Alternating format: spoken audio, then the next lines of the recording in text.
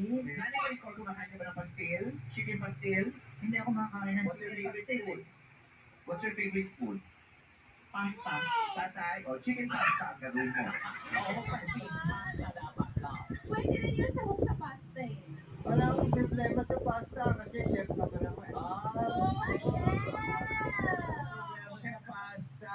Sa oxygen nyo, may problema dito tayo. Gusto nyo dagdag, pihitin mo yung oxygen, mas nakasabi mo.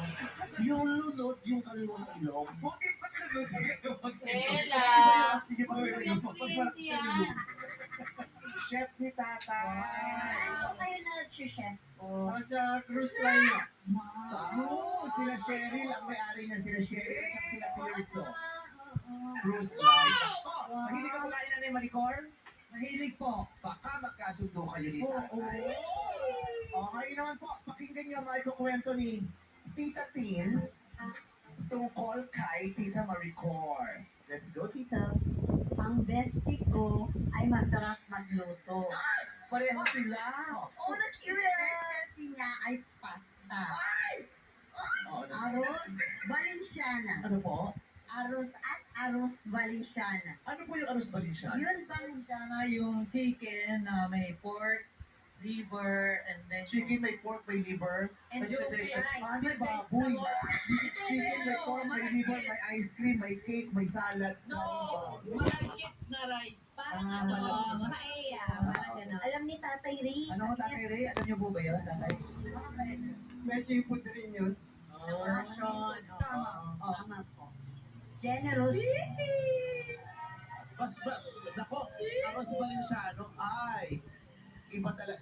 Pag natikman mo yung arroz Valenciana, yung pag kinain mo talaga, yung lahat ng balahibo mo tatayo sa sarap. Yung ang sarap. Talagang heavenly yung lasa. Diba?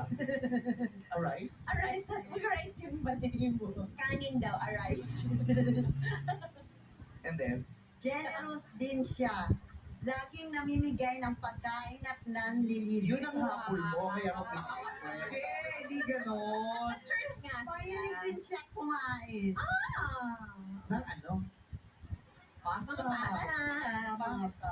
Kahit ano-ano, basta nagustuhan niya yung mga pagkain. Tama.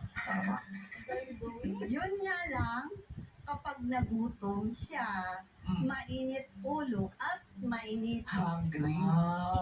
Hanger. Hindi, Bawal magutom. hindi, Ganun naman, di ba? Pag nagugutom ka, minsan uminit talaga yung ulo mo. hindi, Paano kayo pag mainit ang ulo ng gutom? mainit. Ella. Mainit ang ulo.